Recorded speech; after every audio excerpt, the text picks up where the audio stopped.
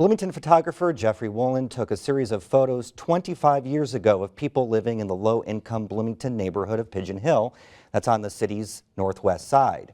The black and white photos are telling in themselves, but what's even more interesting is what Wolin found 2 decades later when he went back.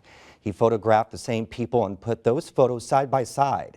Wolin's work is being displayed in the Pictura Gallery in Bloomington this week, and he joins us now. Thanks for being here. For those not familiar, that area is just across from Tri-North Middle School near 11th and Vernal Pike, right? Yeah, I mean, it's less than a mile from campus. And something had a trigger that you were going to do this. What inspired you to go over there and get those photos? Initially, when I moved to Bloomington, and I'm a photography professor here, I was exploring the area, with my camera, and I did a book with Scott Sanders in the English department on the limestone industry called Stone Country. I met people who were living out in the country, and there were people, real Hoosiers that I'd never encountered before, and they were fascinating and they were wonderful storytellers. A murder occurred. A student from IU was killed over on Pigeon Hill in 1986. Her name was Ellen Marks, and when she was murdered, of course, in our paper, the local paper on the front page, it covered the news for weeks and weeks, and they finally captured the murderer, and he went to trial and so on.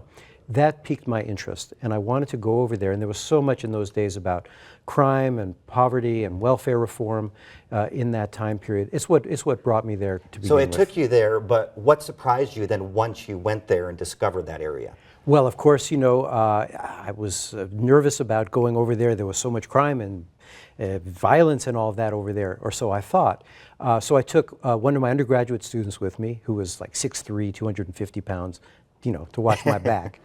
I found out very shortly that I needed no such protection, that I was totally safe, that it was a wonderful neighborhood. So then what made you go back recently?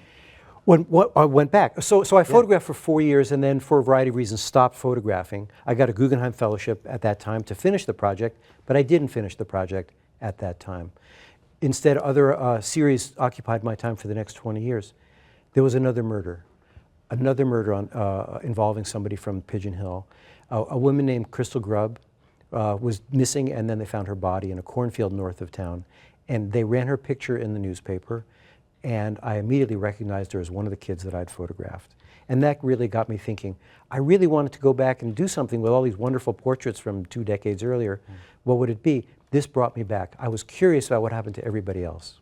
Well, they're amazing display, and they'll be up there at Pictura Gallery for a little while longer. And at Monroe County History Center as well. Okay. Thank you very much for being here today. Appreciate My pleasure. It. Great story.